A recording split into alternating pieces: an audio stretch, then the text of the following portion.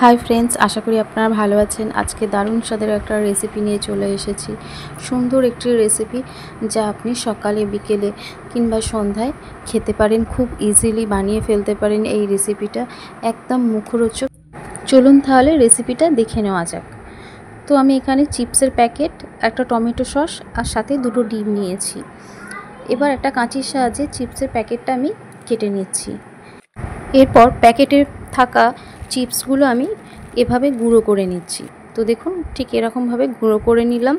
এরপর আমি দুটো ডিম ফাটিয়ে নিচ্ছি একটা বাটির মধ্যে। তো ফাটানো ডিমগুলো আমি চিপসের প্যাকেটের ভিতরে দিয়ে দিলাম। সাথে পেঁয়াজ কুচি, টমেটো কুচি আর কাঁচা লঙ্কা কুচি কেটে নিয়েছি। ধনে পাতাটা চাইলে আপনারা দিতে পারেন, এখানে আমার ছিল না তাই দিইনি। তো চিপসের প্যাকেটের মধ্যে দিয়ে দিলাম, সাথে সামান্য নুন দিলাম। তারপর সামান্য জিরে গুঁড়ো ব্যবহার করেছি, আপনারা চাইলে চিকেন মশলাও দিতে পারেন। তো এবার সব কিছু মিক্স করে নিলাম। মিক্স করে এইভাবে প্লাস্টিকটা মুড়ে নিতে হবে। তো আমি এখানে স্টেপলারের সাহায্যে পিন করে নিয়েছি। এবার গরম জল ফুটতে শুরু করেছে, তার মধ্যে আমি প্যাকেটটা দিয়ে দিলাম। এটা প্রায় 15 মিনিট হতে সময় লেগেছে। 15 মিনিটের পর আমি দেখাচ্ছি আপনাদের। তো দেখুন, এখানে আমি একটা পাত্রের মধ্যে ঢেলে নিলাম। দেখতে কিন্তু ঠিক প্যাকেটের সাইজের মতোই হয়েছে। তো এখানে আমি কেকের মতো কেটে নিলাম আস্তে আস্তে।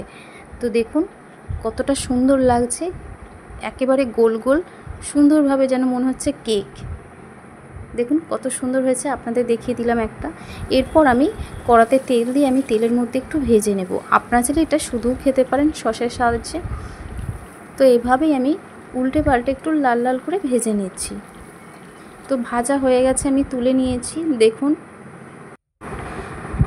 তো এবার সবশেষে কিছুটা টমেটো সস আর সাথে একটু পেঁয়াজ কুচি দিয়ে দিলাম।